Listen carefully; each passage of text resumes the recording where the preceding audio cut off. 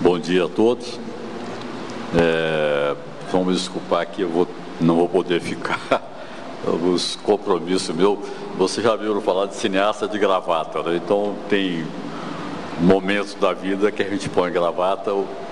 Casualmente eu estou sem, mas a expressão é uma metáfora. Então acaba tendo tanto compromisso que não consegue acompanhar as coisas que gostaria de acompanhar. Mas eu quero dizer que é um prazer muito grande estar aqui sediando esse encontro, e eu posso dizer inclusive que tudo que tem a ver com Paulo Freire me desperta em mim um interesse muito grande. Então, uma admiração imensa por ele. Sou de uma geração que entrou na universidade antes de 64, portanto eu vivi muito aqueles momentos de grande criatividade na vida brasileira, em todos os setores, né? Talvez como resultado do processo de democratização da sociedade brasileira nos anos, metade dos anos 50, e também sempre tive uma admiração muito grande pelo Paulo Freire. Eu tenho duas coisas curiosas com o Paulo Freire, que é quando ele voltou ao Brasil, depois da anistia, eu fazia o Globo Repórter. Não sei se muitas pessoas talvez não se lembram, não sabem disso. O Globo Repórter começou como um programa de cineastas. Eu era um deles, um cineasta. O programa tinha um prestígio imenso, audiência altíssima, prestígio imenso, e a gente sempre estava tratando de temas importantes do Brasil e tal. E, curiosamente, quando começou a abertura política no começo dos anos 80, os cineastas foram sendo afastados e em nosso lugar entraram os repórteres que fazem o programa hoje, quase que de aventura, né? Então, a gente dizia que no debate no Rio, eu disse que no nosso tempo o tema era o Brasil e que hoje o tema é o repórter. Olha eu aqui no Pantanal. Mas, então, logo em 80, por volta de 1980 e tal, eu fiz um Globo Repórter sobre educação. E o Paulo Freire ainda estava sem espaço na TV. Ele não tinha espaço, havia um silêncio com relação a ele e tal, e eu resolvi colocar ele no filme. Então fiz uma entrevista com ele para esse Globo Repórter, que chama Por um Lugar ao Sol, e que foi pro ar. Acho que logo no começo foi uma primeira, assim, eu tenho certeza que foi o primeiro rompimento da barreira de silêncio com relação a ele.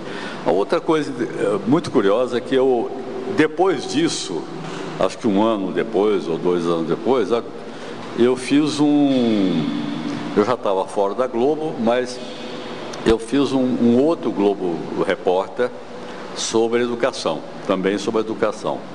E eu viajei o Brasil todo, muitos lugares, vendo o que era a educação no país. Muito interessante. Mas tem um momento ali que era absolutamente delicioso e revelador. Eu fui filmar numa praiazinha sem acesso de estrada lá na Paraíba. Rio Grande do Norte, mais ao sul da capital, Natal. Então, eu fiquei lá, acho que 3 dias, filmando o pessoal pescando, lagosta e tal, e esperando, inclusive, a segunda-feira que teria aula com a professora de lá. Aí eu filmei a aula, e a professora abriu uns quadros assim no lugar onde é o quadro negro, umas telas com imagens de bichos. E aí entrou um bicho lá que era deixa eu ver se eu não estou trocando qual que é. Era um rinoceronte. Aí as crianças todas lá. Aí a professora fala, então leia comigo agora. Isso aqui é crocodilo. Aí vamos repetir então.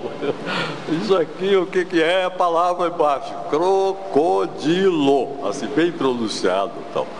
E eu filmei aquilo e vi o seguinte: que distância, que absurdo, que distância daquelas pessoas com aquelas imagens, como é que vai ensinar? A ideia de ensinar uma coisa completamente fora do ideário do imaginário daquelas crianças todas, né? Impor, então impõe errado, porque não, já é errado tudo, não é só a troca de nome, era tudo errado, né? E a pobre professora, claro, era fruto desse mesmo sistema. Então eu nunca vou esquecer daquele rinoceronte com as crianças gritando crocodilo. E parece uma piada, mas talvez seja metafórico também, né? Esse erro e tal. Então, curiosidade, o filme era muito crítico e, na verdade, ele foi proibido dentro da Globo pela Alice Maria, que respondia pelo jornalismo. Eu fui contratado para fazer, recebi muito bem, eu tinha um certo prestígio lá, pelo meu trabalho lá, que sempre tinha repercussão e tal, e o filme não foi pro ar. Não sei nem onde está esse filme. Mas esse episódio foi muito marcante. Então, eu quero dizer o seguinte,